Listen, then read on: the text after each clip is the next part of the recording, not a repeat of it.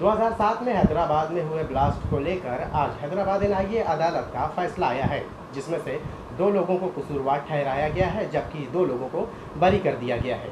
इस पूरे मामले की जो पैरवी है जमातुल उलमा कर रही है और इस मामले को लेकर इस मामले में काफ़ी अहम रोल रहा है। कई सारे जो मुकदमात रहे हैं उनमें इनको काफ़ी कामयाबी भी मिली है। कई जगहों से लोग बाइज्जत बरी भी हुए हैं। यही नहीं, एनआईए की जो कई केसेस ऐसे रहे हैं जिसमें से ये भी पता चला है कि इस धमाके में कई ऐसे लोग भी बेगुनाह भी थे। खैर, ये सारी चीज़ें अपनी जगह, लेकिन हम आज इस फैसले को लेकर जमातुल उलमा महाराष्ट्र के जो सदर हैं गुलजार आज़मी साहब, इनसे बात करते हैं। सर, पहला सवाल ये कि आज जिस तरह से अदालत का जो फैसला आया है, इसको आप किस नज़रिए से देखते हैं? देखिए, हम उसको एक अच्छा कदम समझते हैं अदालत का, और इसमें 2 लोगों को बाइज्जत बरी कर देना एक बहुत बड़ी बात है। रह गया 2 लोगों को मुजरिम करार दिया है उन्होंने, उनकी सज़ा क्या होगी उस पर हम दरख्वास्त करेंगे अदालत से कि इनको कम से कम सज़ा दी जाए जिनको आपने मुजरिम गर्दाना है, और उस सज़ा आने के बाद इंशाअल्लाह हम उसके लिए भी हाई कोर्ट जाएंगे। ये इसमें जो था बम ब्लास्ट हुआ था, इन लोगों पर इल्ज़ाम था कि इसमें 42 लोग हलाक हुए थे इस बम ब्लास्ट के अंदर, और कई ज़ख्मी हो चुके थे।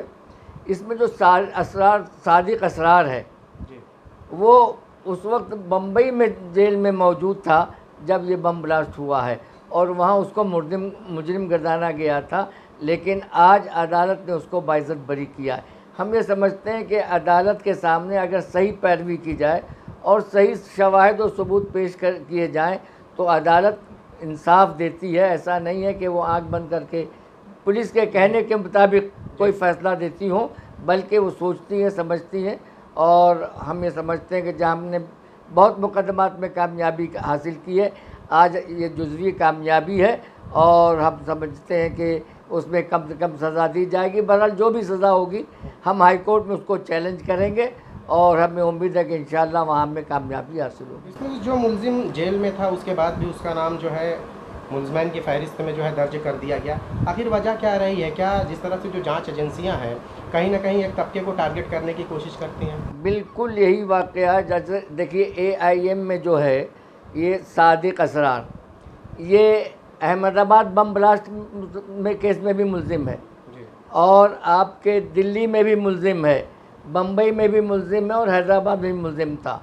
इसी तरीके से कलकत्ता में भी ये मुलजिम है। तो उन्होंने कुछ लोगों को टारगेट किया था कि इन लोगों को हमको फंसाना है, और हर जगह के बम ब्लास्ट में उन लोगों के नाम बताए, बजाय सोच के कि असल में जब आदमी गलत कोई काम करता है तो उसकी अकल माफ हो जाती है। उन्होंने ये नहीं समझा कि हम इनको फंसा तो रहे मुख्तलिफ़ केसेस में, लेकिन जब ये मामला खुलेंगे तो मालूम होगा कि जब ये बम ब्लास्ट हुआ तब वो लोग यहाँ पे फला जेल में थे, फला शख्स फला जेल में था, और उससे भी ये बात साफ़ हो जाती है कि ये एक टारगेट किया जा रहा है कुछ मुस्लिम नौजवानों को जो पढ़े लिखे हैं, और उनको किस तरीके से सज़ा दिलवाई जाए, और सज़ा ना भी मिले तो कम से कम 10-10, 12-12 साल तक उनको जेल में सड़ाया जाए।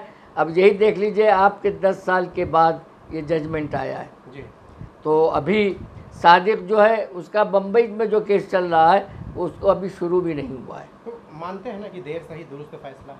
हाँ, बिल्कुल मानते हैं। तो कह रहे हैं कि अदालतें इंसाफ करती हैं, और हम लोगों को इसी से हमारी हिम्मत बढ़ती है इन लोगों की मुकदमात की पैरवी के लिए, कि ये जो बेगुनाह होते हैं उनको अदालत बेगुनाह साबित करती है, और अगर किसी के मुतालिक कोई शवाहिद और सबूत ऐसे होते हैं जो निचली अदालत में बावजूद गलत साबित होने के भी जज साहिबान जो है वो किसी ना किसी के दबाव में आकर एकदम ये कर देते हैं, तो हाई कोर्ट में जाकर के उसका फ़ैसला होता है और मुल्ज़िम के हक़ में होता है। तो ये थे गुलजार आज़मी साहब, जिन्होंने बताया कि इस मामले में जिस तरह से कोर्ट का फैसला आया है उसका वो खैर मकदम करते हैं, लेकिन जहां 2 लोगों को जो है कसूरवार ठहराया गया है उसको लेकर ये भी कह रहे हैं कि ये इस मामले को लेकर हाई कोर्ट में उसकी सुनवाई के लिए जाएंगे, ताकि जो है दूध का दूध और पानी का पानी अलग हो जाए। क्योंकि ऐसे बहुत सारे मामलात रहे हैं जहां जब गिरफ्तारियां होती हैं, जांच एजेंसियां बड़े बड़े दावे करते हैं, लेकिन जब मामला कोर्ट की दहलीज पर पहुंचता है तो वहां मामला टाएं टाएं फिश हो जाता है। मुंबई से ETV भारत के लिए शाहिद अंसारी।